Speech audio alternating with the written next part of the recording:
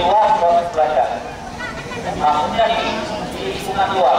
Seandainya kalian semati dalam kegiatan proses belajar mengajar tetap bertanggung jawab, maupun kalian telah berada di rumah saja atau di mana saja, kalian tetap aktif bertanggung jawab terhadap sekolah kalian. Itu yang perlu disampaikan. Jangan main-main. Kalau kamu